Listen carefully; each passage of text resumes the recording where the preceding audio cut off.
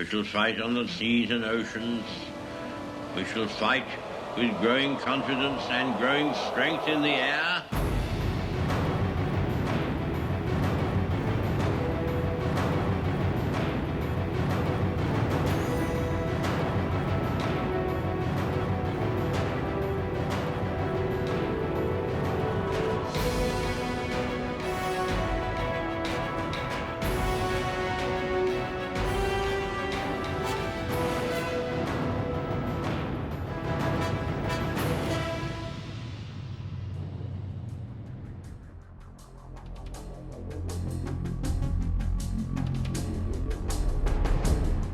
With the war now extending beyond Europe, the need to maintain a steady flow of essential supplies to the front lines was even more vital. For the people of Northern Ireland, it was all hands to the wheel.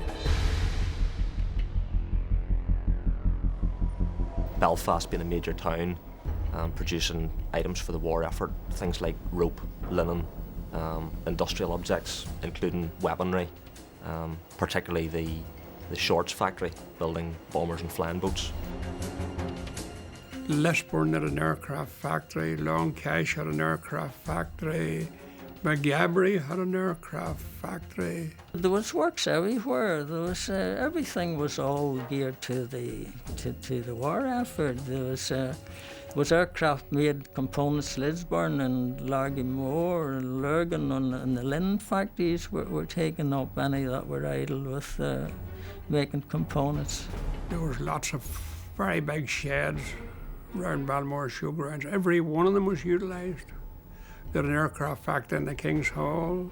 That was all utilised for the war effort.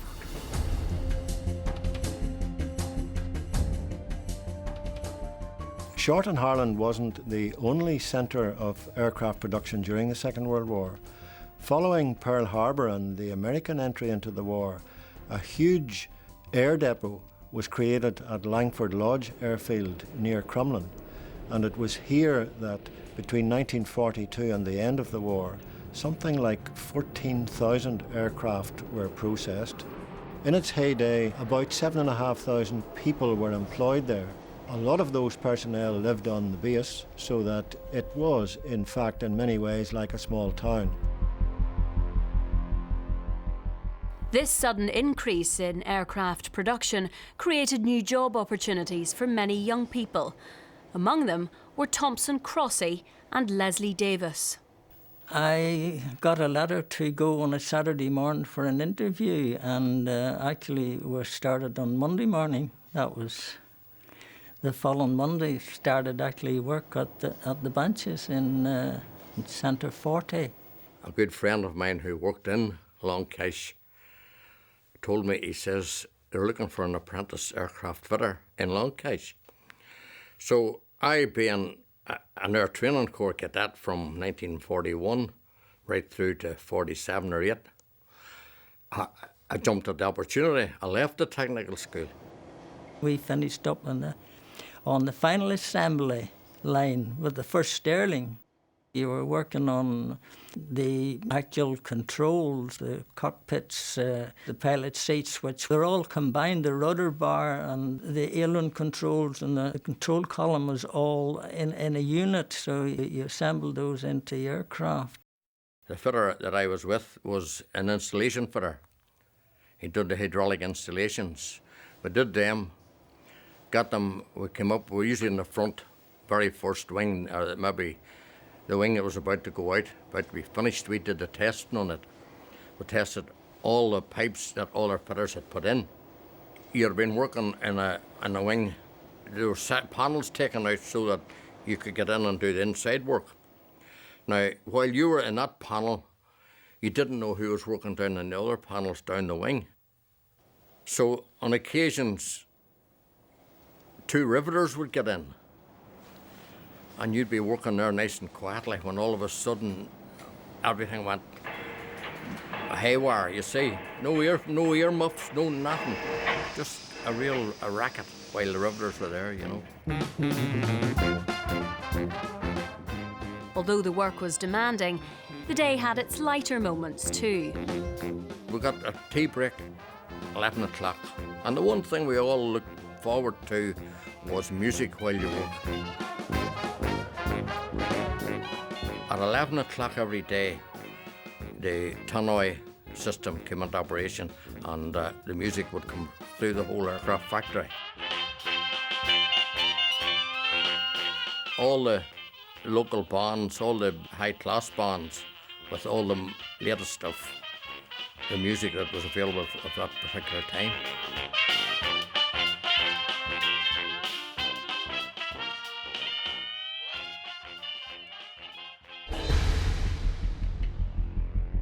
The Short Stirling 4-engined bomber was the first of the Royal Air Force's 4-engined heavy bombers to come into service during the Second World War.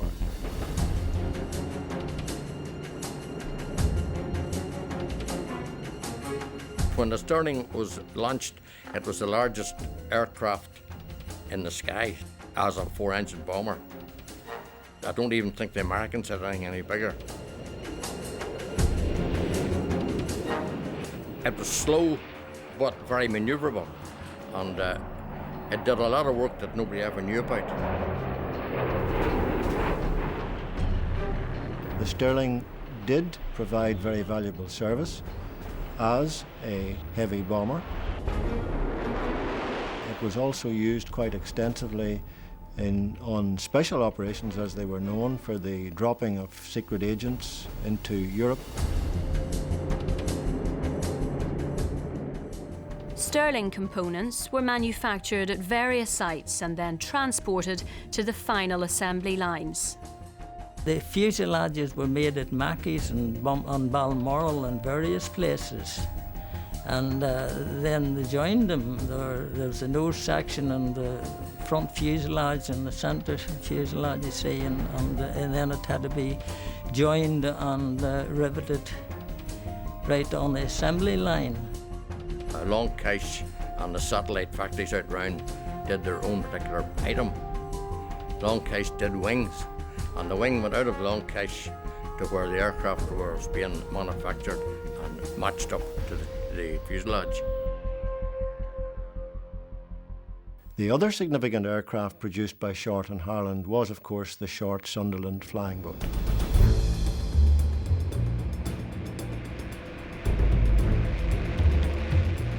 It was lovely to see the Sunderland being right just like bones actually in the factory, and then gradually being skinned, and then the wings going on it and everything, and the finished article coming out.